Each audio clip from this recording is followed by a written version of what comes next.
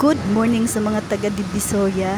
Mga guys, napadaan lang ako ngayon dito. Ito yung Ascarga building guys, na isa sa mga market na kung saan kami dati ay dito nagkukuha ng mga tela. Ayan mga guys, at ngayon sinisira na siya at siguro papaguhin siya. Hindi lang namin alam kung ano ang ipapalit na establishment dito. Kaya mga guys, napadaan lang kasi ako ngayon at ito yung Ascarga dati na. At ayan na ngayon ang kanyang itsura mga guys. Kaya sa aking mga suki na minsan ay nagkakamali pa at dito sila napupunta at naguguluhan na sila kung saan sila papasok, kung pupunta sila dito sa may General Shopping Center.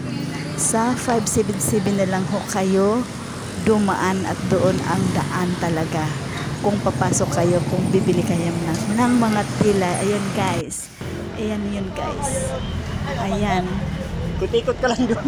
kita nyo guys, marami mga tao ang nakiasyuso dahil siya ay siguro mayroong papasok dyan na anong